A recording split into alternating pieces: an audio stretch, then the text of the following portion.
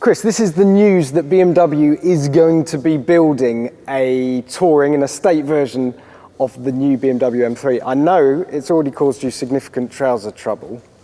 Why is it so exciting? They don't make them very often.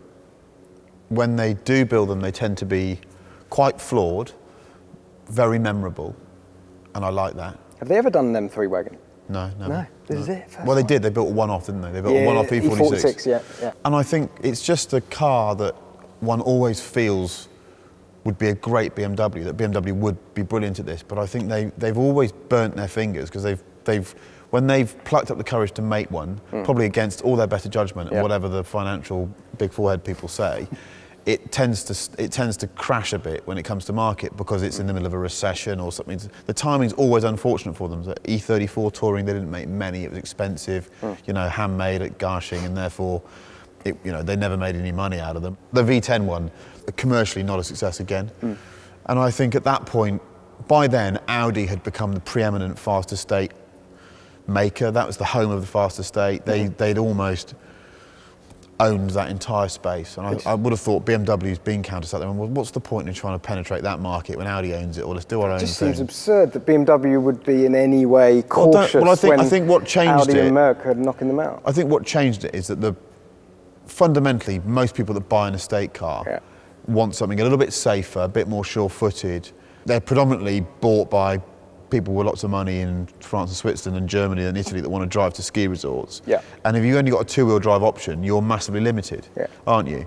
So now BMW's got a four-wheel drive platform, then I think it makes a lot more sense for them. And I would have thought that a lot of the cost savings come in making sure that you decide to do it at an early stage, so that the body in white and everything's all there ready to go. These cars become expensive when you've got to adjust something late in the model cycle to make it special.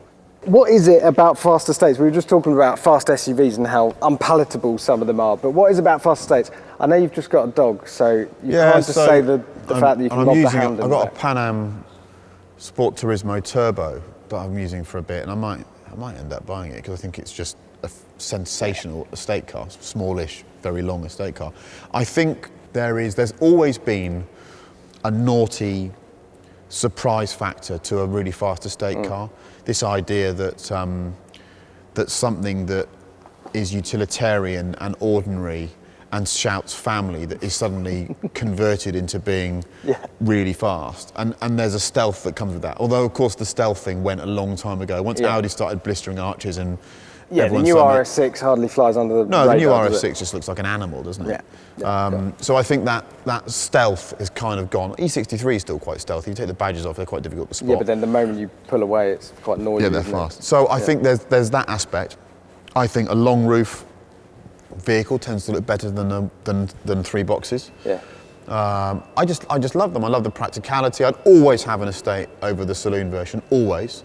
And even though the bodies do bend a bit and they tend to be a bit slower, and they're not if you really pick them apart, they can be a bit worse to drive.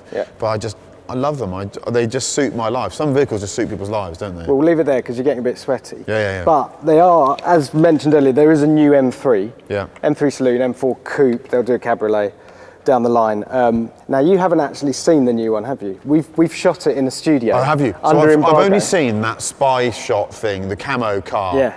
I'm not sure if we're allowed to show it depending on this video. If we have, we'll put some pictures up here for you to enjoy it. But I'll let Chris's face just have a little. So that's M3 Saloon. Saloon. God, they've done it to the saloon as well. I thought the saloon escaped it. Okay, let's talk about this nose. So, the first time you're exposed to it, you recoil and you go, what the hell have they done? I can see the thinking behind it because they were just going wider and wider and wider with the kidneys to the point where you think, well, where are they going to put the headlights now? And they had to do something else. And the longer vertical kidneys hark back to a different time for BMW and I think look better. So you come back to sort of E21, 3 Series and some of the older cars. But not on that scale. No, this is now enormous, obviously taking into account the fact the Chinese seem to love massive grills and uglier grills, and people are doing that.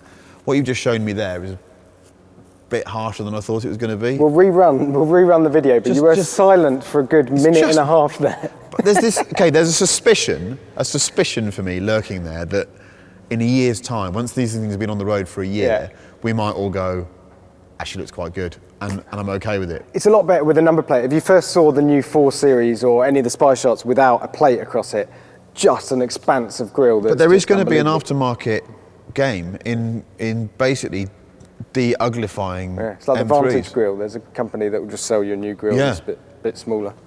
Imagine how insulting that is if you design the bloody thing. All right, so the design is obviously, you know, each to their own on that one.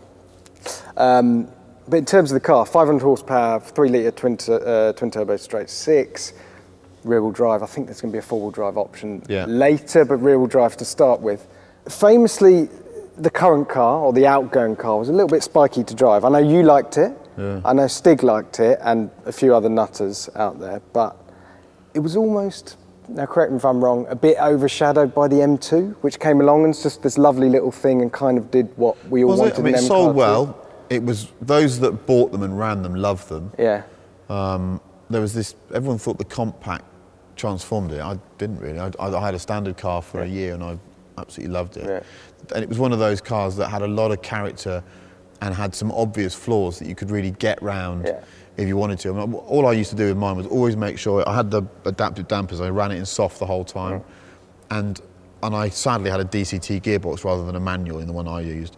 But as long as you were up a gear beyond where you thought you should be, and just use the torque and match the torque against the traction, it wasn't as leery as you thought. Where it got very spiky was in the wet, when you used to just stomp on it like you would in an RS4 or something. It did become a real handful. So what does the new car need to do that the current one doesn't? I think it was a really great M car, that last one. I think it just needs a four-wheel drive package. Yeah.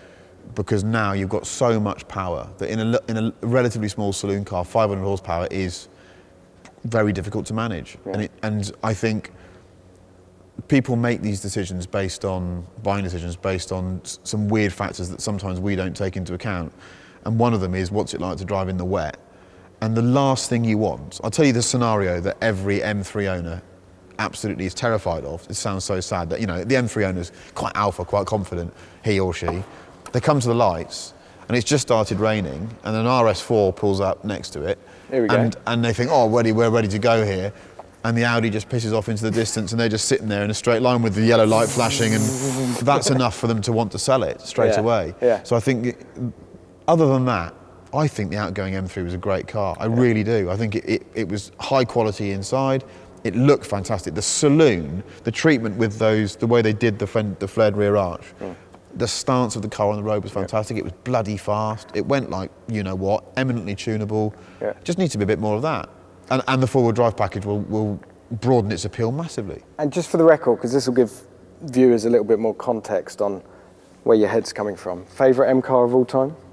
E28 M5. Best car they made. I mean, I've got one, but they are. It's so special, and so even now it's ridiculous. Yeah. What that must have felt like in 1985. 286 horsepower when a really fast car had 140 horsepower. So, and I maintain that's the best. But I vacillate on all this stuff hugely. I think the 1M is one of the greats. I just love it. Every time I get in mine, I just cannot believe how good it is and how much fun it is. And at the time, we all said that was not a proper M car, and everyone crowed about the E90 M3 with its V8. I literally wouldn't on a E90 M3 to get near mine. I think it's absolutely, the 1M is a much more exciting car. It's funny how things change over time. The M3, there's a maturity about the M3 that makes it probably a more pleasant everyday car than an M2. Yeah. That slightly longer wheelbase. The other thing is little touches like when you're living with it, the trim quality of an M3, the leather facings, all the stuff, the sort of contact points, the touchy-feely stuff in an M3 is lovely. The M2 feels cheap as you know what in places. It really does. So I can see why people think the M2 is the hero car, but also look at the numbers. I'm sure they've built a lot more M3s than did M2s. I think the M3's been a real success, the last one. Look, the fact is they're still making one. I thought we might not get another one. I thought we might be told that the next M car was going to be all electric. And not just anyone. They're doing a touring. Exactly. Yeah, I think we're blessed to be getting one, and as long as you can just de-ugly it, which is entirely possible, then we'll be good. So basically, buy a new M3 Touring, remove the front end.